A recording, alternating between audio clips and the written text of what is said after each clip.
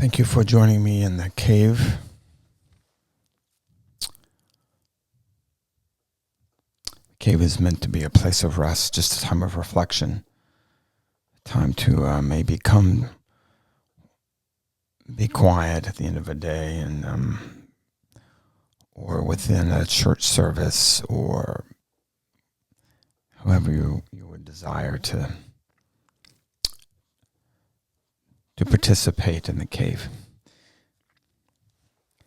I'd like to reflect on Luke 24, I believe it is, chapter 24, where Jesus is been resurrected and he appears to two disciples or followers of his, not from the immediate 12 that we know of, but he appears to these two disciples who are in great despair. They're in great despair and they're very bewildered and sad. And he comes alongside them and he says, "Hey, why are you guys so sad? What's going on here?"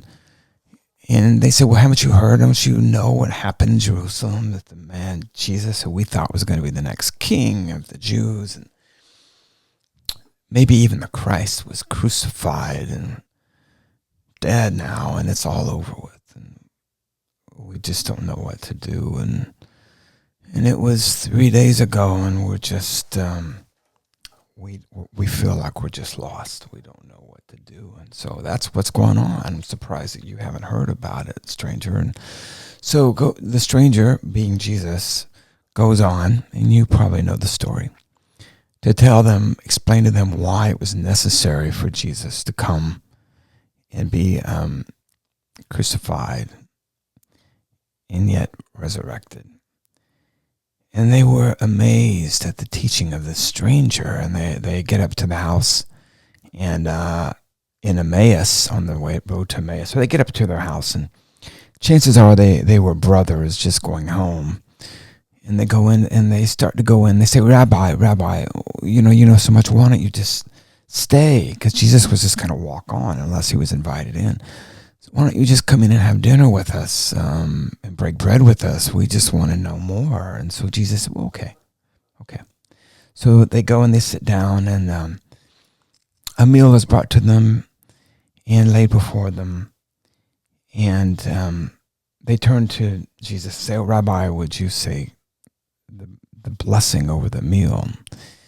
And so, of course, Jesus said, of course. And so when a rabbi is asked to bless a meal, they always raise their hands up like so above the food to bless it.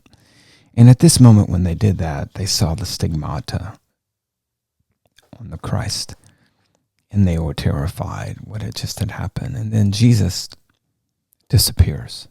Poof. It's a true story. Completely gone. They were in a state of shock. They realized their eyes were open that they had just been with the Christ. They were so filled with joy and excitement that they ran all the way back to Jerusalem to tell the disciples what had just happened.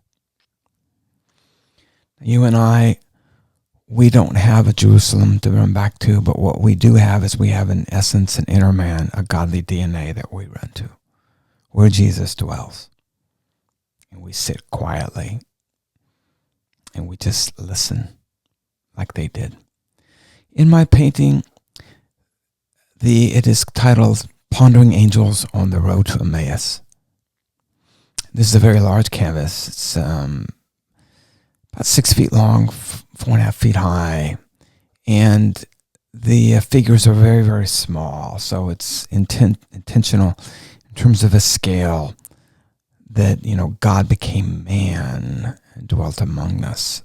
The transfiguration, the incarnation, that God became man, the humility, unbelievable. And so the figures are very small. So you have the 3 figures, the central figure being the Christ. But I go beyond that. It says that angels ponder the ways of man and how Jesus became one of us, became man. That they ponder it. So the sky is filled up with myriads of angels, and they're witnessing this miracle of miracles that God has now become man, and not only that, he's thrown everything in reverse from the resurrection. That now it all begins. New life. Behold, I make all things new again, says Jesus. And so the angels come pouring out of the sky. Therefore, when you view the painting, it's my hope that you would get raptured in the glory of God and his angels and his earth and his creation, that you would see yourself as one of those two disciples on the road to Emmaus. Amen.